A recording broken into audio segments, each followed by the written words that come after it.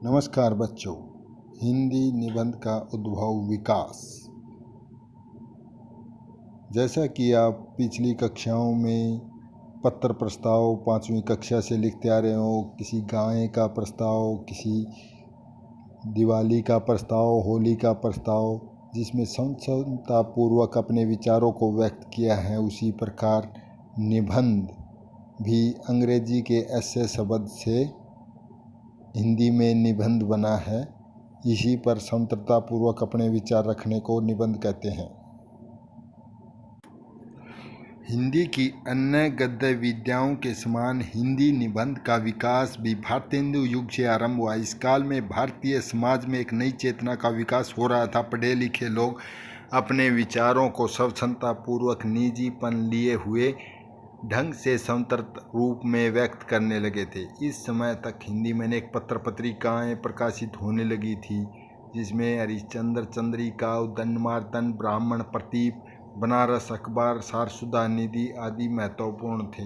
इनमें अपने निबंधों को प्रकाशित कराते थे। इन समाचार पत्रों और पत्रिकाओं में विविध विषयों पर जो विचार व्यक्त किए जाते थे, उन्हें ही हिंदी निबंध का आरंभ रूप कहा जाता है।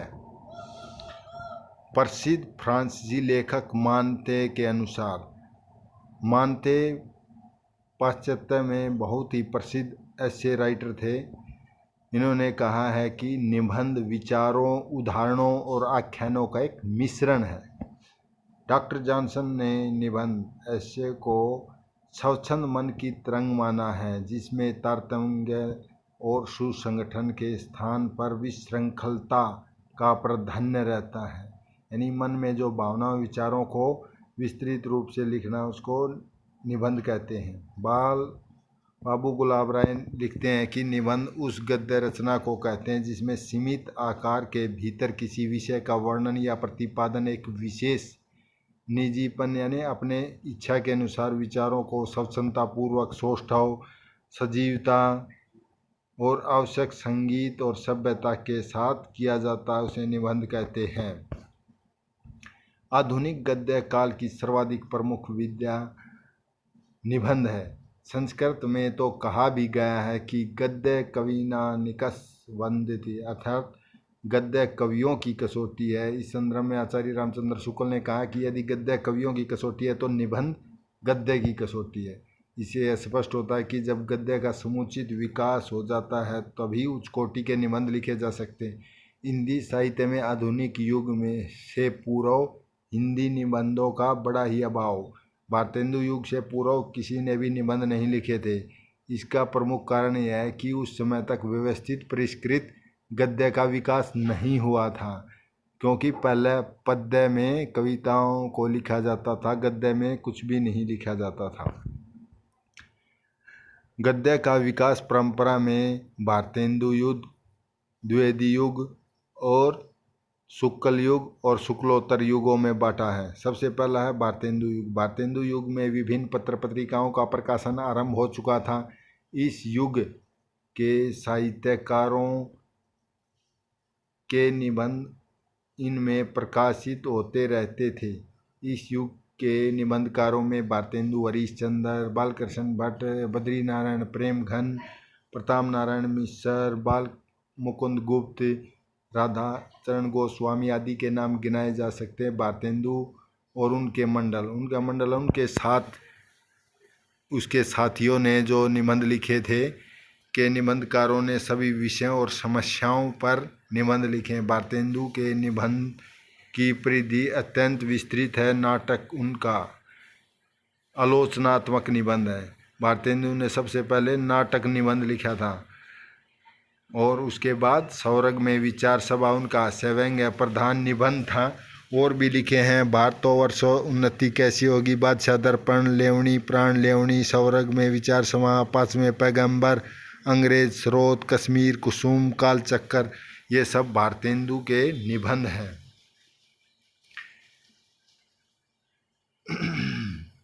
भारतेंदु के निबंधों में जहाँ एक और जिंदा दिलगी आत्मीयता, वहीं दूसरी ओर व्यंग्यता भी है। बालकृष्ण भट्ट इस युग के सर्वश्रेष्ठ निबंधकार थे। उन्होंने भावात्मक, विचारात्मक निबंध लिखे हैं। चंद्रोदय, मुक्त माधुरी, खटका, इंग्लिश पढ़े तो बाबू होए, आशा, आत्मनिर्भरता के प्रसिद्ध निबंध हैं। प्रताप नारायण मिश्र के पत्तर ब्राह्मण नामक पत्रिका में प्रकाशित होते थे। उन्होंने भौहें, दांत, नाक आदि विनोदात्मक निबंध लिखे हैं। इसी काल के अन्य निबंधों में बद्रीनारायण प्रेमघन और राधाचरण गोस्वामी का भी नाम उल्लेखनीय है। प्रेमघन नागरी निरद आनंद कादम्बनी के संपादक थे। अनेक निबंध लिखे भारतेंदु के निबंधकारों ने सभी विषयों को आधार बनाकर निबंध लिखे हैं, लेकिन ये किसी विषय में अंतिम बात नहीं कहते, बल्कि पाठकों को विषय में सोचने तथा विचारने के लिए मजबूर कर देते हैं। दूसरा है द्विवेदी युग। भारतेंदु युग के पश्चात द्विवेदी युग का आरंभ होता है। सरस्वती पत्रिका का संपादन महावीर प्रसाद द्विवेदी ने धर्म, विज्ञान, राजनीति आदि अनेक विषयों पर निबंध लिखे। यही नहीं, द्विवेदी युग में खड़ी बोली का संस्करण हुआ है। उन्होंने साहित्यिक रूप धारण कर लिया था। द्विवेदी युग के निबंधकारों में द्विवेदी जी के अतिरिक्त श्याम सुंदर दास, मिश्र बंधु, पदम सिंह कमलेश, अध्यापक पूर्ण सिंह, चंद्रधर गुलेरी, बनारसी दास चतुर्वेदी के नाम उल्लेखनीय हैं। बाल मुकुंद गुप्त द्विवेदी युग के प्रसिद्ध निबंधकार हैं। उन्होंने शिव शंभू का चिट्ठा उनकी महत्वपूर्ण देन है। बनाम लॉर्ड कर्जन, श्रीमान का स्वागत, आशा का अंत इनके प्रसिद्ध निबंध हैं। इनकी भाषा सरल, मुहावरेदार और चुस्त है। गोविंद नारायण मिश्र के निबंध बाण भट्ट की कादम्बरी शैली के लिए प्रसिद्ध है। चंद्रधर गुलेरी के निबंधों में गंभीर चिंतन, सूक्ष्म विश्लेषण है। कुछुआ धर्म, पुरानी पगड़ी, संगीत उनके प्रसिद्ध निबंध हैं। बाबू श्याम सुंदर दास के प्रसिद्ध साहित्यिक आलोचनात्मक निबंध लिखे हैं। पदम सिंह शर्मा के भावात्मक विचारात्मक निबंध पद्म पुराण और पद्म मंजरी में संकलित हैं।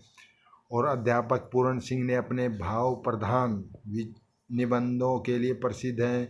आचरण की सभ्यता, ब्रह्मा क्रांति, सच्ची वीरता, मजदूरी और प्रेम इनके प्रसिद्ध निबंध हैं। शुक्ल युग।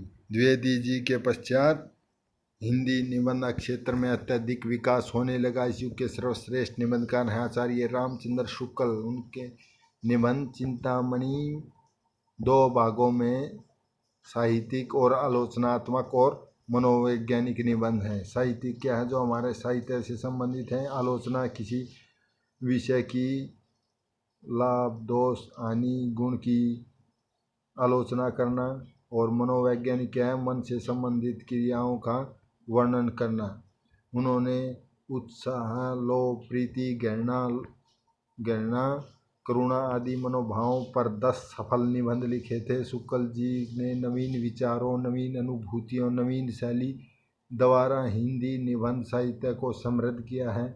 मौलिकता और व्यक्तिक छाप, हृदय और बुद्धि का समन्वय, साधारण भाषा शैली, व्यंग्यात्मकता उनके निबंधों की कुछ उल्लेखनीय विशेषताएं हैं। शुक्ल जी के अन्य निबंधकारों में बाबू गुलाब राय, पुदुमलाल, पुन्नालाल बख्शी, शांति प्रिय द्विवेदी, राधा कृष्ण दास, वासुदेव शरण अग्रवाल, माखनलाल चतुर्वेदी, रघुवीर सिंह के नाम उल्लेखनीय है। मेरी सफलताएं, ठुलवा क्लब गुलाब राय के प्रसिद्ध आत्मपरक निबंध हैं।